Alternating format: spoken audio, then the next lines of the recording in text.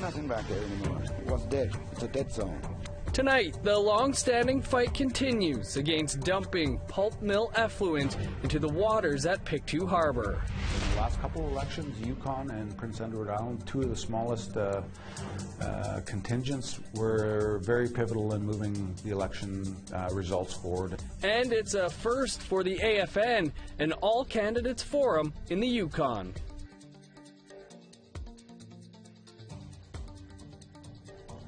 Good evening, I'm Dennis Ward. A pulp mill in Nova Scotia has united First Nations and non-Indigenous communities. On Friday, thousands rallied at Pictou Harbour to protect the waters of Northumberland Strait. APTN's Angel Moore reports. It was the largest rally in Pictou against Northern Pulp. The controversial paper mill wants to build a pipeline to dump effluent directly into Northumberland Strait. Pictou Landing First Nation, located next to the mill, has had their lagoons polluted with effluent from the mill for the last 50 years. Elder Carl Thomas has always spoken against the mill. It was good to see the chiefs from other reserves come and support the rally there. It was good to see all those boats from different provinces, from different fishing areas come down and all collaborate in this big rally, just to make the people aware, the world aware of what's really going on and what they're proposing. Friends of Northumberland Strait member and from a third-generation fishing family, Nicole McKenzie, hopes the government will finally listen to their concerns. What we've been dealing with the provincial government is that they will not meet with us. They will not meet with friends in Northumberland Strait. They will not meet with the fishermen to hear what we have to say. She does want the government to hear one thing. There will be no pipe in the Northumberland Strait. Elder Carl Thomas wants the mill shut down. He doesn't trust the pipeline will be safe. There was all kinds of trapping, hunting, medicine, all that disappeared after 1966. And if they go around saying that it didn't affect our culture, that's a downright lie. It affected it, it changed our culture. We no longer could swim back there, get our food back there, get our medicine back there. Couldn't do nothing back there anymore. It was dead. It's a dead zone. Northern Pulp has until 2020 to find an alternative to its current waste practices. Environment Minister Catherine McKenna announced Tuesday at a press conference that she hopes the Nova Scotia government considers the concerns of an Indigenous people. Northern Pulp and the province did not return our request for an interview by airtime. Angel Moore, APTN National News, Halifax. Shockwaves are still being felt across Western Canada after the announcement that Greyhound Canada was cancelling their services in BC, Alberta, Saskatchewan and Manitoba. APTN's Tina House has reaction from BC. This Greyhound bus ticket is going to be of sentimental value for Stephen Jensen, an avid bus rider. I remember being on the Greyhound when I was a little boy, but now them being discontinued in October, this is my last Greyhound ticket. If I go to Abbotsford in November, I'll have to take the city bus. As of October the 31st, lining up for a Greyhound bus will be a thing of the past. The U.S.-based company has been operating in Canada since 1929. But, according to Peter Hamill, the regional vice president for Western Canada, the writing has been on the wall for some time.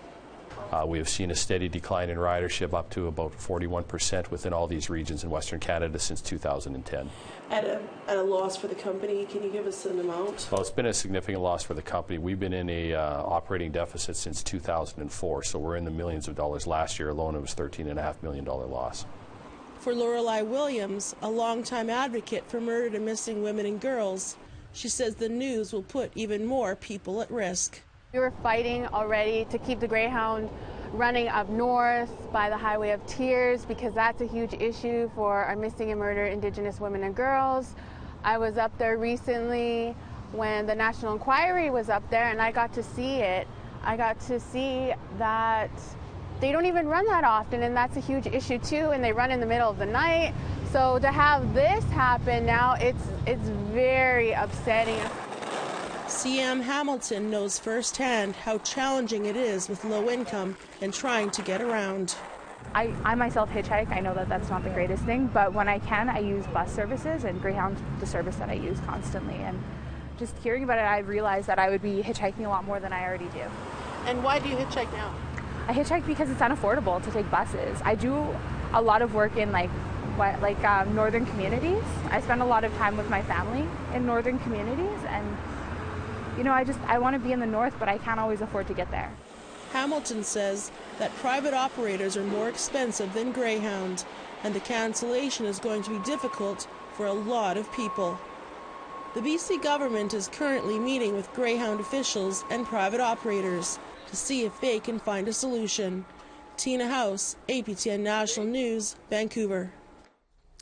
We'd like to hear what you have to say about this or any other story. Here's how to contact us. Send an email to news@aptn.ca. Like our APTN National News Facebook page. Follow us on Twitter @APTN News or go to our website, aptnnews.ca. For the first time in the history of the Assembly of First Nations, an all-candidates forum was held in the north in Whitehorse last night. Shirley McLean reports. Powers are based on a flawed policy. You fix that. A small group of people showed up to hear from 4 out of 5 candidates who are running for leadership of the Assembly of First Nations at the first ever all-candidates forum to be held in the north. It's time that we bring the messages from the north to the south so they can understand the situations. Give you a little flag. The forum started with opening remarks from Sheila North from Manitoba, Miles Richardson from BC, current National Chief Perry Bellegarde from Saskatchewan, and Catherine Whitecloud from Manitoba. Missing was Russ Diabo from Quebec. I can't just walk in here and parachute in solutions for you. I'm going to have to listen to you and really listen to you. I mean, that's what leaders have to do. Only 5 Yukon chiefs amongst the territory's 14 were in attendance. Each candidate had 3 minutes to answer questions from the floor. What would you do to force this government to put a program, to implement a program that would put nutritious, affordable food on the plates of Northerners in this country? We have tried and tried. It's frustrating. So why do we have poverty? Why do we have lack of? And the answer is simple. We quit sharing. The candidates didn't have a concrete answer on how to ensure food security in the north, but candidate Sheila North says the money that subsidizes the Nutrition North program should be redirected to local social enterprises like community gardens. I know that there's a better way if they give us that control of that back. Again, it's about jurisdiction, and we have to be able to say how our food is distributed to our people, because you're right, if our children are not healthy, then our nations are not healthy, and we have to change that. But why have a northern forum when there's only 14 votes from the Yukon? Grand Chief of the Council for Yukon First Nations, Peter Johnson, says the Yukon vote matters. It can swing the decision. In the last couple of elections, Yukon and Prince Edward Island, 2 of the smallest contingents, were very pivotal in moving the election results forward, and it's even one vote counts. So again, to the chiefs and leadership here, very honored and humbled to be here, and so to serve again as your national chief on 25, I'd be very honored and humbled to serve again. The election takes place on July 25th during the AFN Annual General Assembly being held in Vancouver. Shirley McLean, APTN National News, Whitehorse. Community radio is a beacon for the public and underrepresented groups to share voice on the airwaves. But sometimes those voices are censored or even silenced. Beverly Andrews brings us this story from Toronto. You're listening to Indigenous Waves on CIUT 89.5 FM. We broadcast live every Monday from 6 to 7 p.m. on Dish with One Spoon territory. For an hour a week, the Indigenous Wave crew gathers to discuss culture, tell stories, and reflect on issues facing Indigenous people. But a team member is missing. And our producer, Jemaya Stacosta, who is still suspended from CIUT. I think this is going on, 17 or 18 weeks now? yeah, so we always extend lots of love. Longtime host and producer Jamias DaCosta was suspended from her volunteer position for comments she made on air in February during the Vibe Collective, which she co-hosted, in addition to producing Indigenous Waves. Volunteer Jenny Blackbird had many concerns. I was really worried for the first little while. I was worried that we were all going to get kicked off. I was worried they were going to take the whole show off. A week later, station manager Ken Stower informed DaCosta her comments were under investigation. In an email, he said, "The commentary you provided during the Vibe Collective in regard to the Bushy and Fontaine trials, specifically the comment, 'It's been horrific watching the Canadian media vilify these young ones and scrutinize them while creating sympathetic narratives for their killers, especially the killer of Bushy, could cause CUIT-FM to be held criminally responsible for interfering with the rights of an individual for a fair trial.'" The commentary that I did make that I think really was the cause of my suspension was about the culture at CIUT. DaCosta was later informed she was temporarily suspended due to disparaging comments made on air and online about CUIT and its board of directors. For the very first time in my over decade of being at CIUT, I spoke on the air about some of these issues. And I was pretty careful. For the most part, I was very careful with my wording. CUIT-FM station manager Ken Stower and board president Steve Fruitman declined APTN's request for an interview. Host Jennifer Sylvester and the Indigenous Waves team continued to share their voice. We come every week, we resist, and we're saying, no, you're not going to silence us because we are Indigenous people. We have every right to talk about Indigenous issues, and we're going to come here every Monday, 6 to 7, and talk about what's on our mind. It's been 5 months, and DaCosta still hasn't been told when she'll be allowed back on air.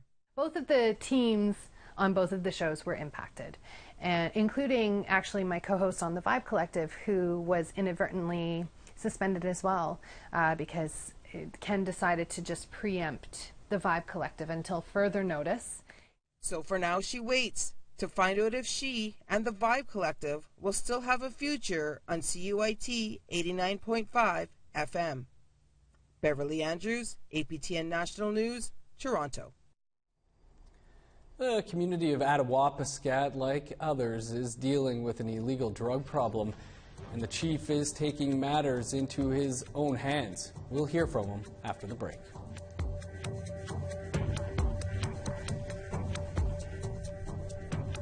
Here's a look at Thursday's weather forecast starting on the East Coast. Sunny skies and 19 in Charlottetown, 19 with showers in St. John's, 20 for Happy Valley Goose Bay, 23 in La Grande. A sunny day and 24 in Chibougamau and Saguenay. In southern Ontario, sunny and 29 for Windsor, Toronto, and Peterborough. 29 as well for Sudbury, 28 for Timmins and Thunder Bay. A warm day in northern Manitoba, 27 in Flin Flon and The Pas. 28 for Dauphin, Brandon, and Winnipeg. Plenty of sun in parts of Saskatchewan, 27 in Swift Current, Regina, and Yorkton. 26 on Thursday in Buffalo Narrows and in Stony Rapids.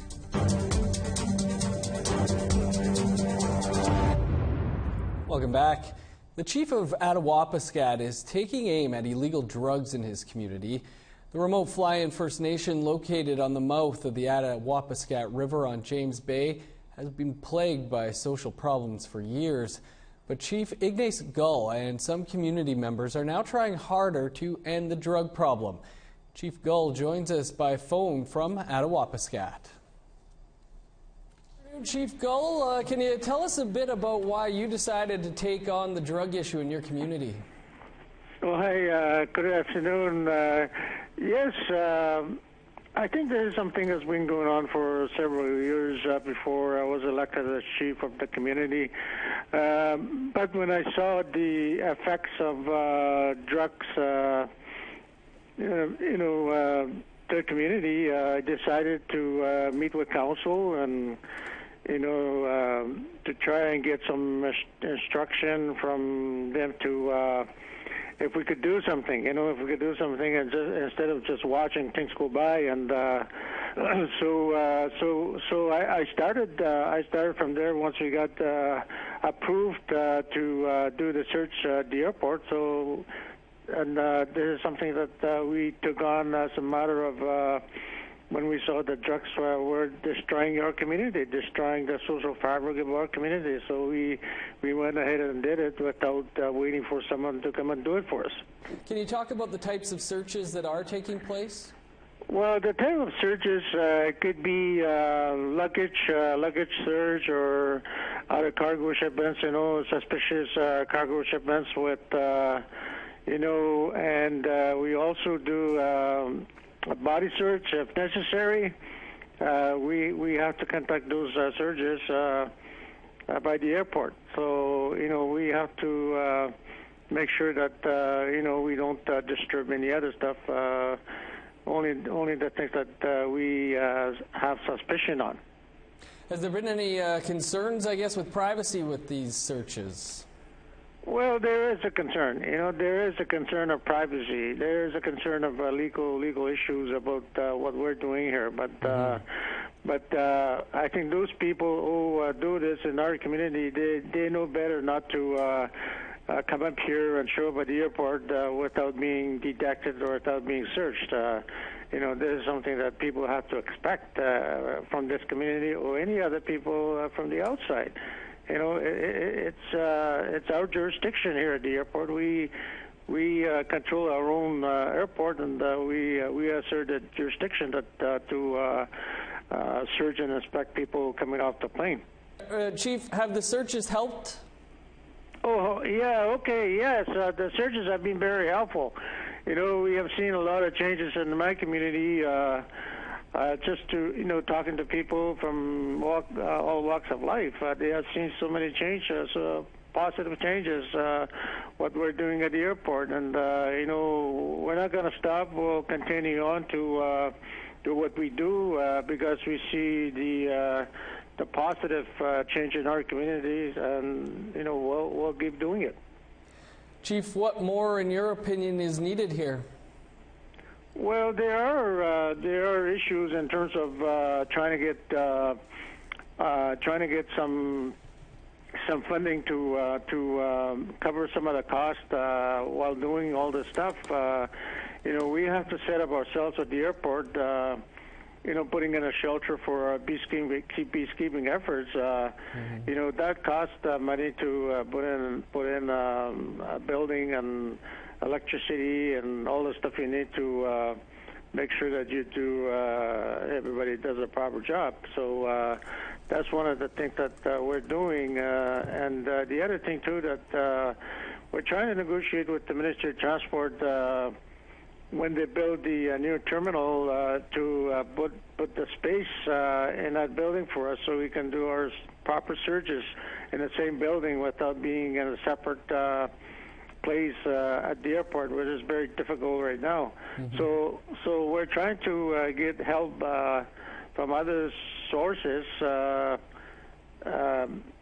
with Canada Post also to help us, and because they bring in all the stuff to our community through the mail, and also the transport, airlines coming into our community, averaging about 5 to 7 flights a day. There's quite a bit of stuff that we have to search, and sometimes, we're exposed to other things like grain, and without having the proper facility or proper shelter. So we do as much as we can under these difficult circumstances. Chief Gill, we're going to have to leave it there, but appreciate you taking some time to speak with us about this today. Okay, no problem. Call me anytime. A group of women are fasting at a camp that's been set up on the grounds of the Manitoba Legislature. Details coming up after the break.